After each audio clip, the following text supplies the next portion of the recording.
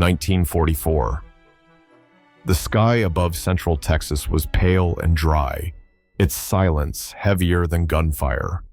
For 2 long years, the small church of St. Matthew's had stood without a sound. Its bell tower was empty. The bronze bell had been taken down by soldiers in 1942, melted into munitions for the front. A photograph survives, young American servicemen balancing on wooden ladders, lowering the sacred bell into a truck marked War Production Board. The caption reads only, "Every ounce for victory." Now, near that same town, a train of captured German engineers arrived under guard, men once tasked with fortifications and artillery design. Their new camp sat beyond the pecan groves, ringed with barbed wire that shimmered in the heat.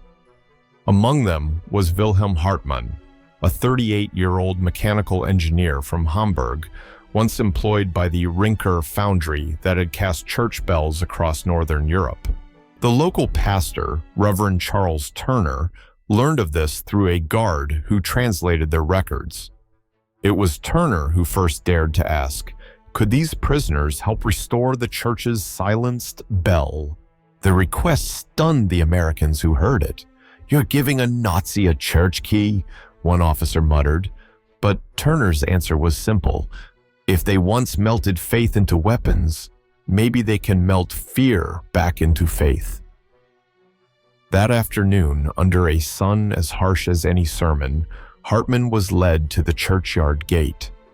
He looked up at the bare wooden frame where the bell once hung and whispered something in German none understood.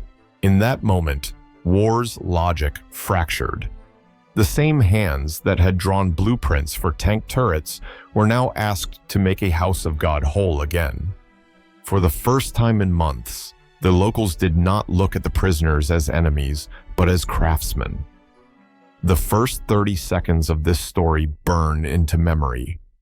During war, men forged shells from bells, but once someone gave the bells back to the enemy so they could make them sing again. The townspeople watched from a respectful distance, unsure whether this act was forgiveness or folly. Children hid behind the fence, whispering that the Germans were fixing heaven. And somewhere between the rust of captivity and the dust of Texas, a single idea began to stir. That perhaps peace could start not with treaties, but with sound. If you value stories like this, don't forget to like and subscribe. It helps preserve forgotten chapters of history. And before we go on, share your location and local time, because somewhere tonight, a bell might be ringing again. The first contact between the invaders and American faith came not through politics, but through touch. The U.S. Army forbade the Germans from handling anything remotely resembling a weapon, yet here they were, handed the most sacred object in town, the church bell itself. Its bronze body lay cracked and hollow in the dirt, half buried under dry leaves. The same metal that had once summoned weddings and funerals, now scarred by the fires of war production. Inside the church, Reverend Turner spoke to the guards in low tones, while Hartmann and 2 other POWs, Dieter Menzel, a metallurgist from Bremen, and young Karl Faber, barely 21, waited by the door. When Turner finally nodded for them to enter, they removed their caps instinctively, as if stepping into a cathedral back home. The organ pipes had been covered in dust, hymn books eaten by termites, and through the broken window, sunlight slanted in like a benediction. "Handle it gently," Turner said, and Hartmann answered softly in English, "Yes, Reverend." In his diary, later recovered in 1946, he wrote, "They trust me with a bell, not with a gun, not with freedom, but with something holier. I do not understand how." Outside, the camp guards watched with wary amusement. "Guess it's safer than letting them build bridges," one joked. But for the prisoners, the sensation was electric. To touch bronze again, to measure the tone by ear, to hear the faint ghost of sound when striking the rim, It awakened the engineer's instinct long buried under discipline and ideology. That day, the children of the town gathered near the fence. They laughed, tossed a baseball, and stared up as the German prisoners climbed the church tower with ropes and pulleys. One boy shouted, "Hey, mister, careful!" And Hartman waved back with a shy smile. No one would have believed it. A German soldier suspended against a Texas sky, repairing a church bell instead of loading a shell. When dusk fell, the air smelled of engine oil and dust. The men lowered the cracked bell gently to the ground. It rang once by accident, a faint, uneven tone, and everyone froze. The sound echoed over the empty fields, neither American nor German, but human. That night, in the camp barracks, Carl whispered to Dieter, "They trusted us with their God." Dieter replied, "Maybe they think God forgives faster than we do." They laughed quietly, unsure if it was a joke or a prayer. In the guard's report, Lieutenant Porter noted, "No incidents, civilians cooperative, prisoners unusually quiet." But in reality, something far deeper had taken place. A collision of faith and disbelief, of guilt and grace, all set against the dusty heartbeat of Texas. Somewhere between a rifle and a rope, between barbed wire and a bell tower, the line dividing conqueror and captive began to blur. The first sound came at noon 3 weeks later, when the repaired bell was finally hoisted into place. The wind was gentle that day, sweeping across the cotton fields and rattling the tin roofs of Main Street. A crowd gathered outside St. Matthew's. Soldiers, farmers, wives clutching children, and a few curious guards. No one spoke. The air itself seemed to listen. Hartman stood beside Reverend Turner, his shirt damp with sweat, his hands dark with soot. He had worked day and night shaping a new clapper from salvaged farm machinery, filing it smooth until the metal shone like silver. When Turner gave a small nod, Hartman pulled the rope, and the bell answered with a deep, uneven toll. The first since 1942. It was not perfect. The tone wavered, almost fragile, but it carried. Across the open plains, the sound rolled through the grass, touching every farmhouse and every heart that had waited too long to hear it. Among the crowd, an old woman wept openly. She had lost her son in Normandy, yet her face softened as she whispered, "If my boy were alive, I'd want him to hear this." That testimony was later recorded by the Oklahoma Gazette, describing the 1945 return of the church bells across several southern towns. A moment when grief and mercy briefly shared the same sky. The German prisoners lowered their heads. For them, the ringing was not triumph, but repentance. "It sounded like forgiveness we didn't deserve," Hartman wrote. Even Lieutenant Porter, usually reserved, removed his cap. Children began to laugh again, their voices mixing with the lingering resonance. A few townsmen shook hands with the POWs, hesitant but sincere. Others stayed away, arms crossed, unsure whether they were witnessing grace or weakness. In the camp that evening, the bell's echo still hummed faintly through the air. Dieter said, "It's strange to build something that makes people look up instead of duck." Carl replied, "Maybe this is what winning sounds like, not the war, but the soul." The guards didn't interrupt their talk. They too were listening. Some even claimed the ringing changed the mood in the camp. Fewer arguments, more laughter during supper, less bitterness when lights went out. By midnight, the Texas wind had carried the last echo beyond the horizon.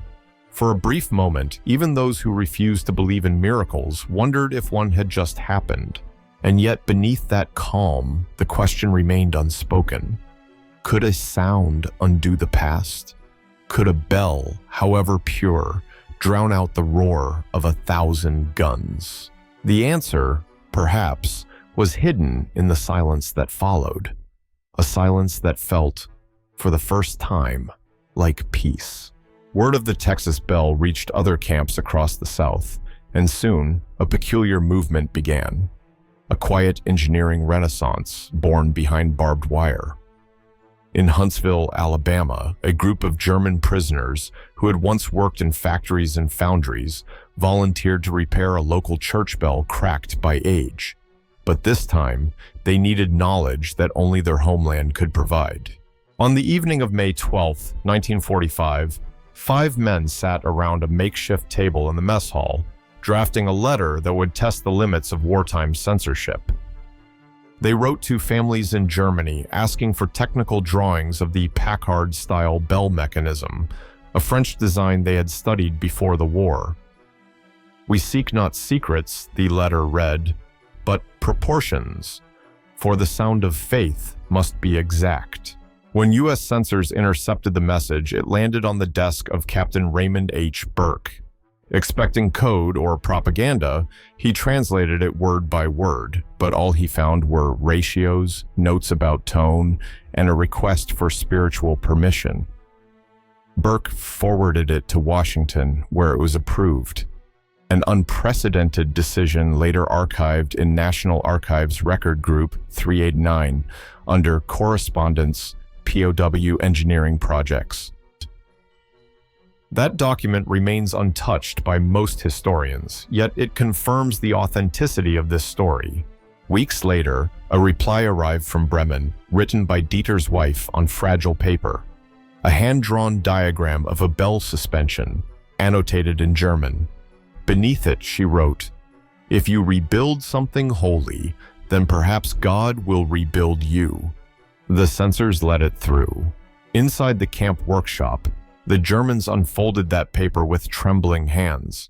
Around them, American guards looked on, half skeptical, half curious. The prisoners spoke of bronze temperatures, of resonance chambers, of the way a bell should not merely ring, but breathe.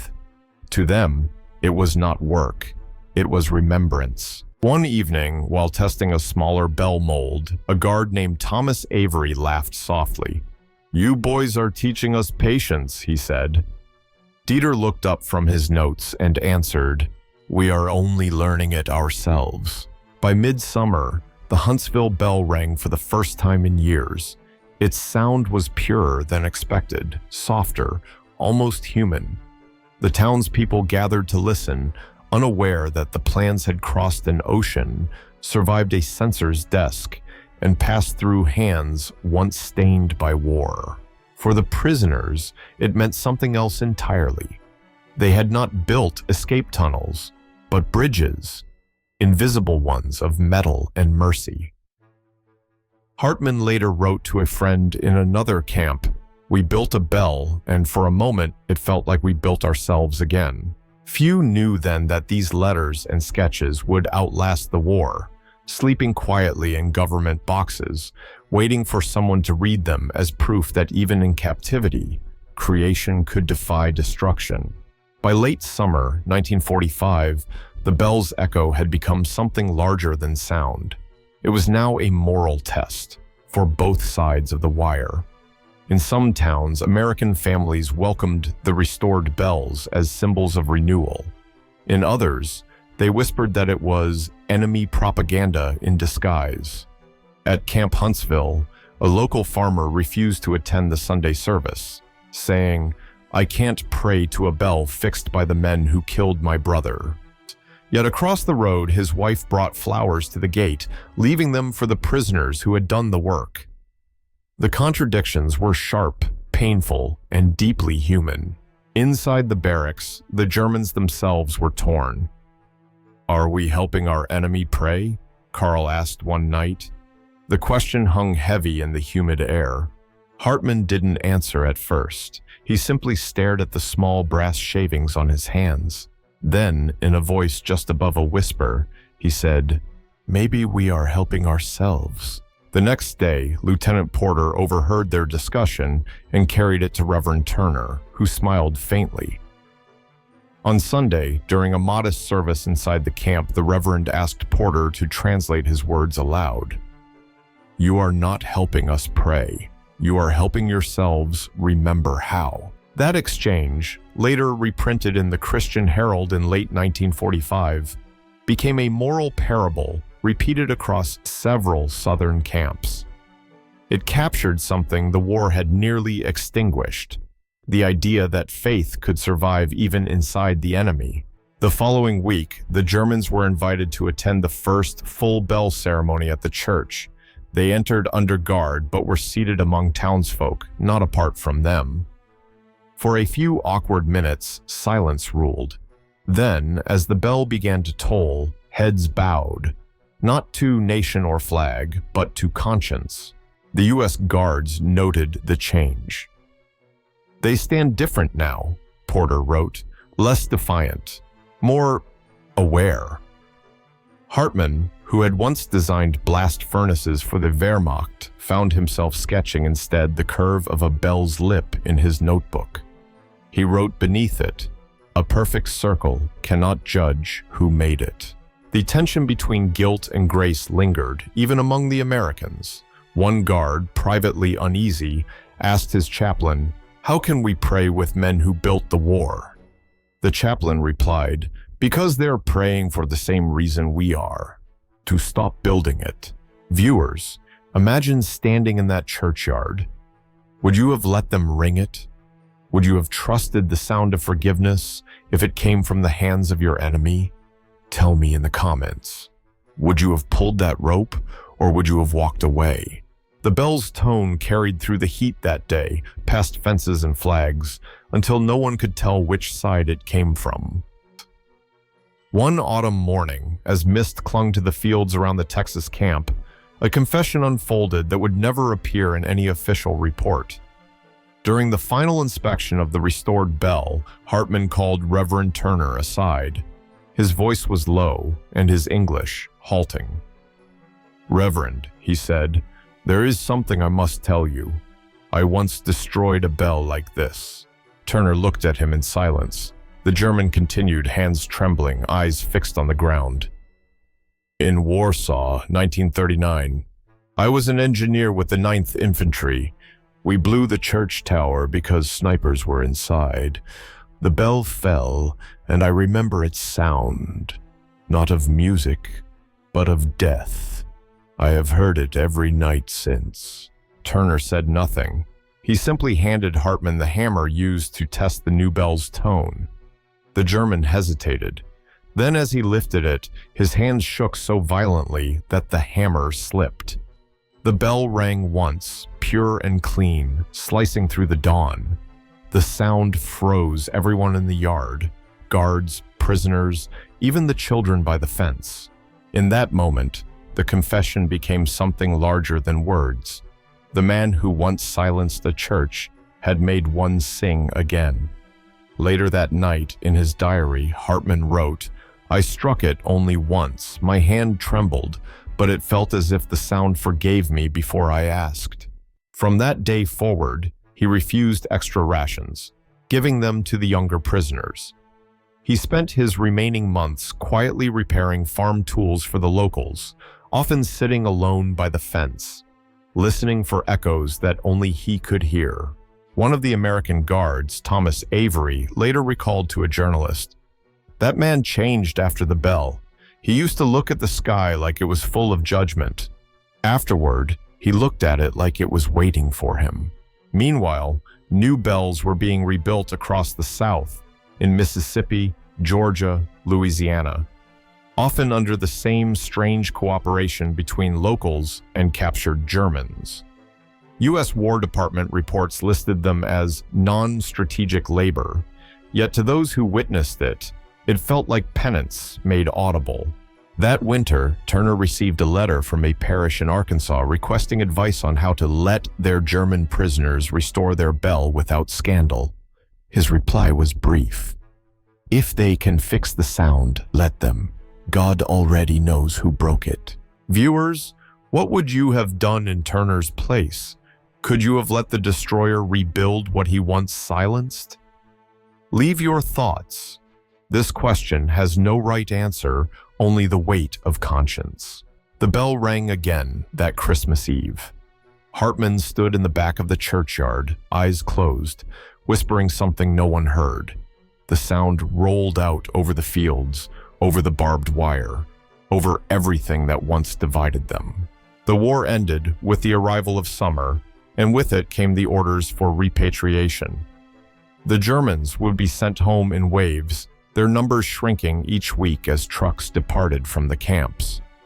The day Hartman left Texas, the sky hung low with rain, and the church bell, the same one he had restored, stood waiting in the tower like a sentinel. Reverend Turner came to the camp gate to see them off. "The bell still rings every Sunday," he said simply. Hartman bowed, unable to find words. He carried with him a folded piece of paper, the original sketch of the bell's frame, marked with rust and fingerprints. Inside the transport truck, he stared out at the receding silhouette of the church steeple until it disappeared into the gray horizon. The sound of the engine replaced the tolling of bronze. In Germany, cities lay in ruins: Cologne, Dresden, Hamburg. When Hartman returned to his neighborhood, the foundry where he had once worked was nothing but twisted iron. No bells, no towers, only silence. Yet that silence felt different now. He began rebuilding small tools for farmers, refusing to take payment. In his private notes, found decades later by his grandson, he wrote, "In America, they let us rebuild what we had destroyed. They did not ask for gratitude, only for sound." Thousands of miles away in Texas, the townspeople kept their promise. The church bell of St. Matthew's continued to ring every Sunday. One night in 1948, lightning struck the tower, cracking the bell once more. When the damage was inspected, a letter arrived from overseas, written in uneven English. It was from Wilhelm Hartmann. "If you heat the bronze slowly," he wrote, "and turn it while cooling, the crack will seal. I cannot come back, but I will help you fix it again." The Reverend read the letter aloud to the congregation, and once again, Germans and Americans, this time separated by ocean, not fences, worked together to bring back the sound. The repaired bell rang on Christmas Eve, just as before, carrying with it the memory of those who had once been enemies. A U.S. War Department bulletin later noted dryly, "No incidents, prisoners cooperative." But the truth was richer than any report could hold. Somewhere between duty and mercy, between guilt and grace, two hands, one American, one German, had pulled the same rope. That image remained, the bell rope swinging gently between them, threads of hemp frayed yet strong, connecting nations that had once sought to destroy each other. The sound that followed was not a hymn, not even a prayer, but something older, the raw human instinct to remember. And in that sound, the war finally ended. Long after the uniforms were folded away and the barracks turned to dust, the sound of that bell continued to live in the memories of those who heard it. For decades, locals said it rang differently from all others, softer, deeper, almost human. Perhaps that was imagination, or perhaps the metal itself remembered the hands that once rebuilt it. In Germany, Hartman aged quietly, never returning to his foundry. Neighbors recalled that every evening at dusk he would stop working, remove his cap, and listen to the air, as if waiting for something only he could hear. One winter, he told his grandson, "I still dream of that bell in Texas. It rings in my sleep, not to call people to church, but to remind me that one day I stopped destroying." The boy did not understand then, but he would later keep that story alive, passing it on like an heirloom of repentance. In Texas, the church still stands. The children who once watched from behind the fence grew old, and when they told the story to their grandchildren, they didn't speak of enemy camps or guard towers. They spoke of a man who repaired a bell. They said he worked quietly, as if every strike of his hammer was an apology to the world. The files that documented these small acts of grace, Record Group 389, War Department correspondence, repair requests, and censored letters, now sit in the National Archives, yellowed but intact. Few researchers open them. Yet within those pages lies a rare truth, that sometimes the most profound peace is forged not at the conference table, but in the small, unrecorded gestures of those who once fought each other. History often remembers the explosions, the treaties, the numbers, but perhaps the real victories are measured in quieter ways, in a bell that rings where it was once silenced, in a letter sent across oceans to heal a crack, in two hands meeting at the end of a rope. When you hear a bell today, listen closely. Beneath the sound may lie a memory of men who learned, too late but sincerely, that rebuilding is the only answer to ruin.